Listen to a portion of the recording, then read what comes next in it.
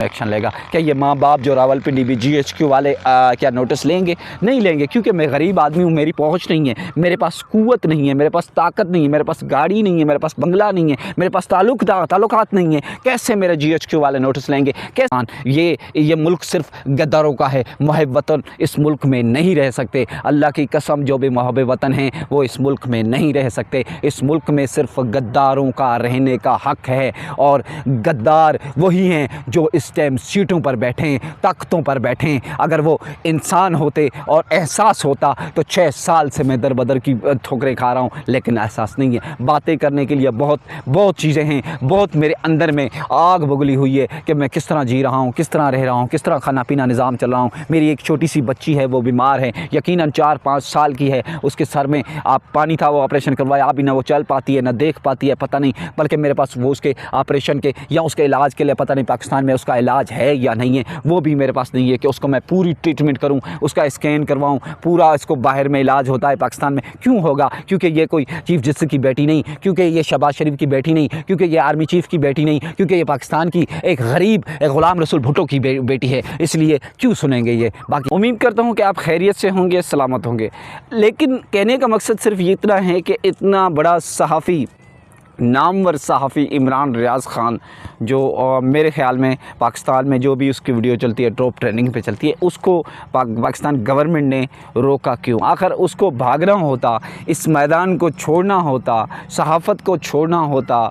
यकीन करो, इस निज़ाम के ख़िलाफ़ अगर वो हमारी कौम के लिए लड़ रहा है, अगर उसको पैसे की ज़रूरत नहीं, अगर वो चाहकर भी किसी भी मुल्क में बैठकर वो लाखों करोड़ों रुपए कमा सकता है, बल्कि कमा रहा है, उसको क्या गर्ज़ है? लेकिन वो सिर्फ़ कौम के लिए आवाज़ बन रहा है, लेकिन उसको हज करने से रोक दिया गया है। कैसा मुल्क है? और मैंने ये भी ख़बर पढ़ी है वज़ीर दाखिला पाकिस्तान की जानिब से कि उसने एक हुक्मनामा जारी किया है, जिसमें उसने ये कहा है कि अब पासपोर्ट जो ओवरसीज़ पाकिस्तानी हैं उनको नहीं मिलेगा। जो पाकिस्तान से भाग जाते हैं, वहाँ बाहर मुल्क रहते हैं, उनको पासपोर्ट नहीं दिया जाएगा। ये कैसा मुल्क है जिस मुल्क में पाकिस्तान में बंदा वापस नहीं जा सकता?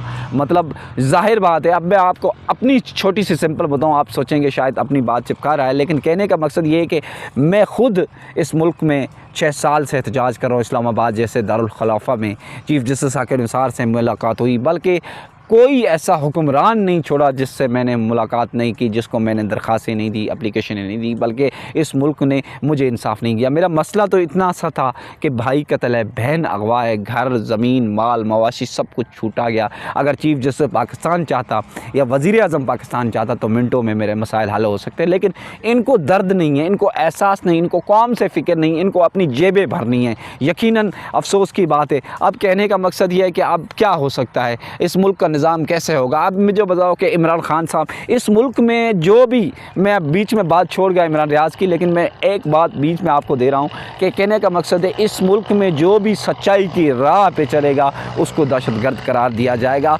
और उसको दहशतगर्द बना के जहाँ जेलों में डाला जाएगा या गुम किया जाएगा, या उसके ऊपर इतने पर्चे डाले जाएंगे वो जान नहीं छुड़ा सकता, या उसकी अपनी बातें मनवाई जाएंगी। ये मुल्क हमारे का निज़ाम है। यकीनन इस मुल्क में वही मुल्क का गद्दार है जो सच्चाई की राह पे चलेगा। अगर आप सच्चाई की राह पे चलना, जितने भी लीडर हैं, जितने भी सियासतदान हैं, जिनके ऊपर मेरे ख़्याल में, मैं अपना ज़ाती नज़रिया आपके साथ शेयर कर रहा हूँ कि मेरे जो नज़रिए में है कि जितने भी पाकिस्तान में सियासतदान जिनके ऊपर दहशतगर्दी के बड़े ख़तरनाक केस बनाए गए हैं, मेरे ख़्याल में हो सकता है चंद दहशतगर्द हो, लेकिन कुछ ऐसे भी सियासतदान हैं जिनको सिर्फ सच्चाई की राह पे चलने की वजह से उसके ऊपर दहशतगर्दी के दफ़ात लगाए गए हैं। आखिर ऐसा क्यों? सच्चाई की राह पे चलने वालों को ऐसी सज़ा क्यों दी जाती है? क्योंकि अगर वो सच्चाई की राह पे चलते हैं और जो करप्ट चोर जिन्होंने मुल्क पाकिस्तान की आवाम के अरबों खरबों डॉलर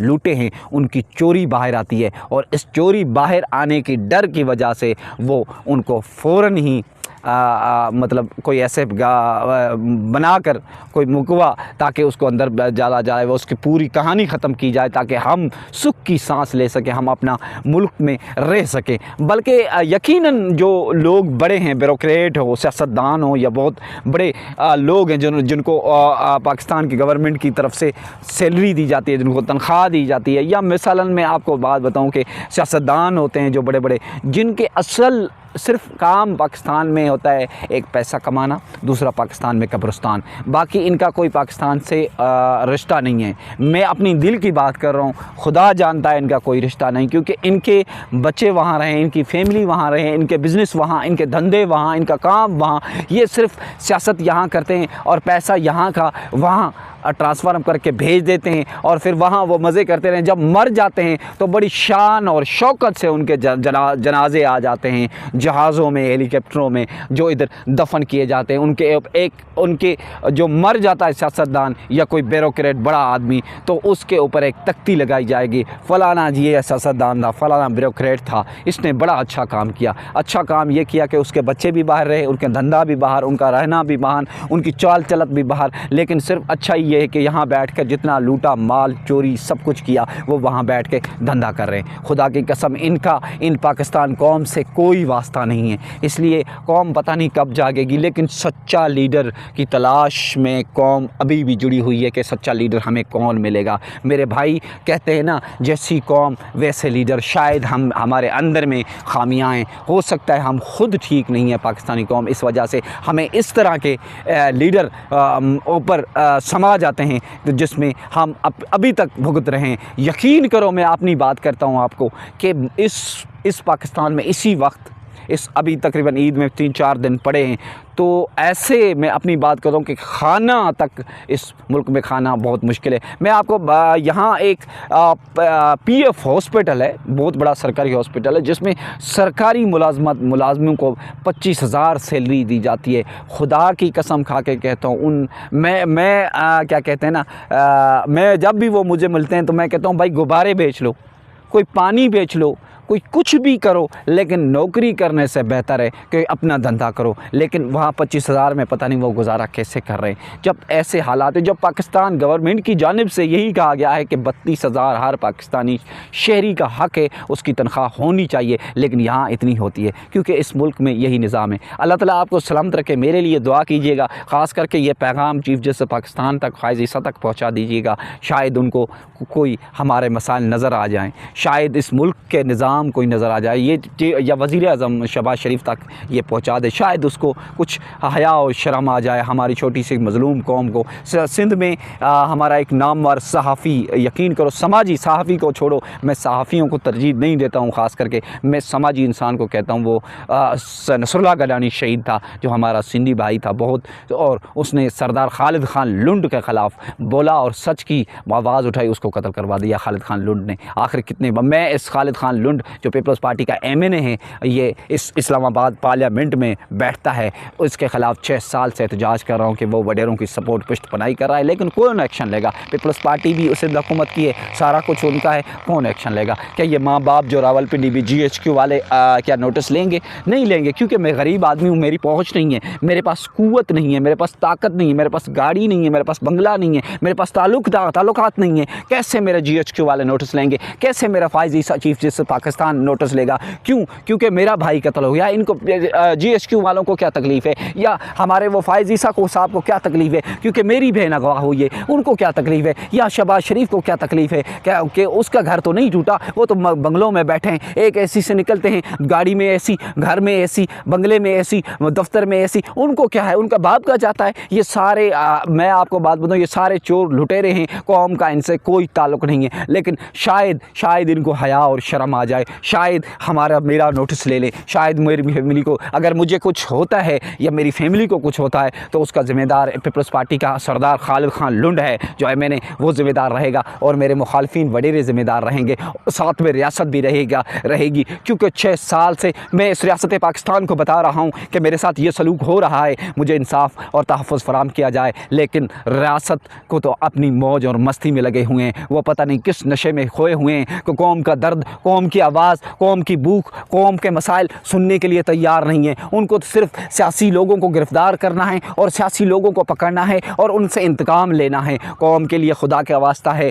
जो वज़ीर आज़म शहबाज शरीफ साहब, चीफ जस्टिस पाकिस्तान फ़ाइज़ ईसा साहब, आर्मी चीफ आसिम मुनीर साहब, कौम के लिए सोचे, छोड़े सियासतदानों को, जो हो गया सो हो गया। अब हमारी कौम के लिए खुदा का वास्ता है, हमारी कौम के लिए कुछ करें, हमारे ऊपर रहम करें। हमारे महंगाई, हमारी गुर्बत से हम तंग हो गए हैं, खुदा की कसम हम कुछ कह नहीं सकते, अल्फाज नहीं है, आने के लिए अल्फाज बहुत आते हैं, लेकिन शर्म हया आता है, कुछ डर भी आता है, कुछ खौफ भी आता है कि ऐसे ना मैं भी गुम हो जाऊँ, गायब हो जाऊँ, मेरे ऊपर पर्चे हो जाएँ, कोई मसाइल आ जाए। इसलिए मेरी हाथ जोड़ के अपील है कौम से कि साथ में मेरा एक यूट्यूब चैनल है ग़ुलाम रसूल भाई, अगर सब्सक्राइब नहीं किया तो उसको सब्सक्राइब भी करें, साथ दें, ताकि मज़ीद ऐसी वीडियो आपको मिलती रहें। तब तक इस पाकिस्तान गवर्नमेंट के ख़िलाफ़, इस सिस्टम के ख़िलाफ़ मैं बोलता रहूँगा जब तक मेरे भाई का कातिल फिर से गिरफ़्तार नहीं होता, जब से मेरी बहन अगवा जो हो गई है वो वापस नहीं होती है, उसके अगवा कर गिरफ़्तार नहीं होता, जब तक जो मेरे घर, दुकानें, मेरे वालिद का मदरसा वो तोड़ा और लूटा गया है वो दोबारा मुझे नहीं मिलते, तब तक इस रियासत के ख़िलाफ़ मैं बोलता रहूँगा, क्योंकि ये मेरा राइट्स है, मेरा हक़ है। जब रियासत सही तरीके से नहीं देगी तो कहते हैं ना, कुछ और अल्फाज इस्तेमाल करते हैं। यकीनन मुझे अल्फाज इतने ख़तरनाक और हैड किस्म ख़तरनाक आते हैं कि आपको सब कौम को भी दुख लगेगा और गुस्सा आएगा कि यार यह कैसा बंदा है और इस तरह क्यों बोल रहा है। क्योंकि जब इंसान 6 साल से सड़क पर अपनी फैमिली रख के बैठ जाता है और उसकी सुनवाई नहीं होती तो फिर यही बोलेगा कि इंसान ये मुल्क सिर्फ गद्दारों का है, मुहब वतन इस मुल्क में नहीं रह सकते। अल्लाह की कसम, जो भी मुहब वतन हैं वो इस मुल्क में नहीं रह सकते। इस मुल्क में सिर्फ गद्दारों का रहने का हक़ है और गद्दार वही हैं जो इस टाइम सीटों पर बैठें, तख्तों पर बैठें। अगर वो इंसान होते और एहसास होता तो 6 साल से मैं दर बदर की ठोकरें खा रहा हूँ, लेकिन एहसास नहीं है। बातें करने के लिए बहुत चीज़ें हैं, बहुत मेरे अंदर में आग बगली हुई है कि मैं किस तरह जी रहा हूँ, किस तरह रह रहा हूँ, किस तरह खाना पीना निज़ाम चल रहा हूँ। मेरी एक छोटी सी बच्ची है, वो बीमार है, यकीनन 4-5 साल की है, उसके सर में आप पानी था, वो ऑपरेशन करवाया, अभी ना वो चल पाती है ना देख पाती है, पता नहीं, बल्कि मेरे पास वो उसके ऑपरेशन के या उसके इलाज के लिए पता नहीं पाकिस्तान में उसका इलाज है या नहीं है, वो भी मेरे पास नहीं है कि उसको मैं पूरी ट्रीटमेंट करूँ, उसका स्कैन करवाऊँ, पूरा इसको बाहर में इलाज होता है, पाकिस्तान में क्यों होगा? क्योंकि ये कोई चीफ जस्टिस की बेटी नहीं, क्योंकि ये शहबाज शरीफ की बेटी नहीं, क्योंकि ये आर्मी चीफ की बेटी नहीं, क्योंकि ये पाकिस्तान की एक गरीब ग़ुलाम रसूल भुट्टो की बेटी है। इसलिए क्यों सुनेंगे ये? बाकी अल्लाह ताला आपको और आपकी फैमिली को सलामत रखे। अगर मेरी बात किसी को बुरी लगी हो तो मैं माज़रत चाहूँगा। अल्लाह नेगबान।